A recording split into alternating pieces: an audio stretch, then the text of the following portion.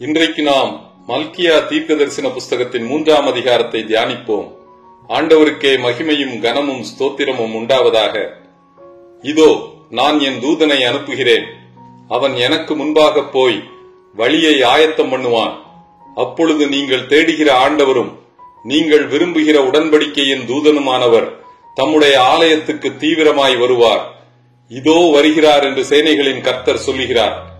மேற்கூறிய வசனத்தில் கூறப்படும் தூதன் யோவான் ஸ்நானகன் என்று ஏசாயா 40ஆம் அதிகாரம் 3ஆம் வசனமும் மத்தேயு 11ஆம் அதிகாரம் 7 முதல் 10 வரை உள்ள வசனங்களும் யோவான் 1ஆம் அதிகாரம் 23ஆம் வசனமும் உறுதிப்படுத்துகிறது. அதைத் தொடர்ந்து கூறப்படும் உடன்படிக்கையின் தூதன் இயேசு கிறிஸ்து மனுஷகுமாரனாக தோன்றுவார் என்று நம்மால் எளிதாக புரிந்து கொள்ள முடியும். இதை குறிப்பிட்ட மல்கியா தீர்க்கதரிசி அடுத்த வசனத்திலிருந்து இயேசு கிறிஸ்துவின் 2ஆம் வருகையை குறித்து எழுத துவங்குகிறார். கீழ்கண்ட கருத்தை எசேக்கியேல் 43ஆம் அதிகாரம் முதல் 5 வசனங்களிலும் சகரியா 8ஆம் அதிகாரம் 3ஆம் வசனத்திலும் காண முடியும். அதாவது இயேசு கிறிஸ்துவின் 2ஆம் வருகையை சகிப்பவன் யார்? அவர் வெளிப்படுகையில் நிலை நிற்பவன் யார்? அவர் புடமிடுகிறவனுடைய அக்கினியைப் போலவும் வண்ணாருடைய சவுக்காரத்தைப் போலவும் இருப்பார். அவர் உட்கார்ந்து வெள்ளியை புடமிட்டு சுத்திகரித்துக் கொண்டிருப்பார். அவர் லேவியின் புத்திரரை சுத்திகரித்து அவர்கள் கர்த்தருடையவர்களாய் இருக்கும்படிக்கும் நீதியாய் காணிக்கையை செலுத்தும்படிக்கும் அவர்களை பொன்னைப் போலவும் வெள்ளியைப் போலவும் புடமிடுவார். இதே கருத்தை சகரியா 13ஆம் அதிகாரம் 9ஆம் வசனத்திலும் காண முடியும். அப்பொழுது பூர்வ நாட்களிலும் முந்தின வருஷங்களிலும் இருந்தது போல யூதாவின் காணிக்கையையும் எருசலேமின் காணிக்கையையும் கர்த்தருக்கு பிரியமாய் இருக்கும்.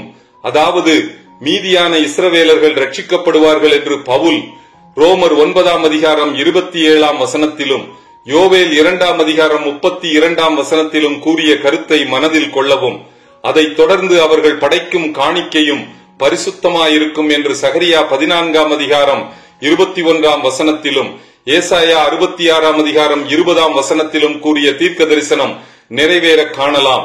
நான் கர்த்தர், நான் மாறாதவர், யாக்கோபின் புத்திரராகிய நீங்கள் நிர்மூலமாகவில்லை. நீங்கள் மனம் திரும்பி என் கட்டளைகளுக்கு கீழ்ப்படியுங்கள். என் ஆலயத்தில் ஆகாரம் உண்டாயிருக்கும்படி தசம பாகங்களையும் பண்டக சாலையிலே கொண்டு வாருங்கள். அப்பொழுது நான் வானத்தின் பலகணிகளை திறந்து இடம் கொள்ளாமற் போகுமட்டும் உங்கள் மேல் ஆசீர்வாதத்தை வருஷிப்பேன். 2 கொரிந்தியர் 9ஆம் அதிகாரம் 7ஆம் வசனத்தில் கூறப்படும் உற்சாகமாய் கொடுக்கிறவனிடத்தில் தேவன் பிரியமாய் இருக்கிறார் என்பதை மனதில் கொள்ளவும், என் 2ஆம் வருகையின் போது என் ஜனத்தை நான் சேர்க்கும் நாளிலே அவர்கள் என்னுடையவர்களாய் இருப்பார்கள் என்று சேனைகளின் கர்த்தர் சொல்லுகிறார். பூமி தன் பலனை தரும், திராட்சை செடி தன் கனியை தரும். இதே கருத்தை சகரியா 8ஆம் அதிகாரம் 12ஆம் வசனத்திலும் காண முடியும். அப்பொழுது எல்லா ஜாதிகளும் உங்களை பாக்கியவான்கள் என்பார்கள், தேசம் விரும்பப்படத்தக்கதாயிருக்கும். இதே கருத்தை சகரியா 8ஆம் அதிகாரம் 22, 23ஆம் வசனங்களில் காண முடியும். அப்பொழுது நீங்கள் நீதிமானுக்கும் துன்மார்க்கனுக்கும் தேவனுக்கு ஊழியம் செய்கிறவனுக்கும் அவருக்கு ஊழியம் செய்யாதவனுக்கும் இருக்கிற வித்தியாசத்தை திரும்பவும் காண்பீர்கள். இத்துடன் மல்கியா 3ஆம் அதிகாரம் முடிவடைகிறது. கர்த்தர் தாமே நம் எல்லோரையும் ஆசீர்வதிப்பாராக. ஆமென்.